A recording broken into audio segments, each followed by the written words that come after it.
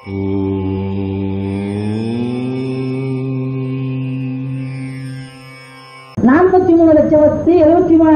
வருஷத்துல நாங்க 12 பேர் தான் வந்திருக்கோம். எங்க 12 பேராக சுற்றும் தொட்டும் சுற்றியும் காட்ட முடியும். அதனாலதான் மத்தியம் உணர்ந்து கொள்ள முடியும். 11 சித்த பீடாதிபதிகள் தோன்றும் பொழுதுதான் கல்லும் புல்லும் மண்ணும் கடவுளாக மாறும். எல்லா விதமான பயிரினங்களும் உயிரினங்களும் கடவுளாக மாறும், மாற்றப்படும், மாறலாம். எங்களுக்குத்தான் இட்டு தொட்டு சுட்டி விளக்க தெரியும். அருமை நண்பர்களே, மீண்டும் உங்கள் மலர்ந்த முகத்தை எல்லாம் பார்க்கிறேன். உங்களுடைய ஒளி வீசுகின்ற கண்களையும் பார்க்கின்றேன். என்னால் உங்களுக்கு ஊசி முனையளவாவது ஏதாவது பயன் ஏற்பட்டிருக்கும் என்றால் அதை நான் செய்த தவப்பயனாக நினைக்கின்றேன். என்னுடைய தாய் திருநாட்டுக்கு செய்த நன்றியாக நினைக்கின்றேன்.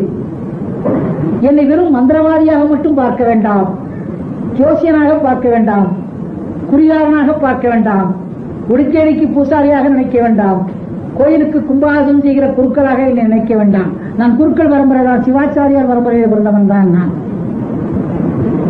எல்லாம் செய்கிறேன், ஆனா என் மீது முத்திரை குத்தி விடாதீர்கள் என்பதற்காக நான் தத்துவ நாயகன்.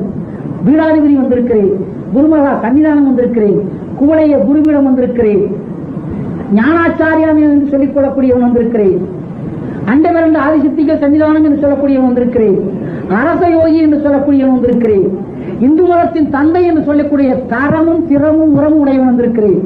என்னை அன்பு கூர்ந்து பயன்படுத்தி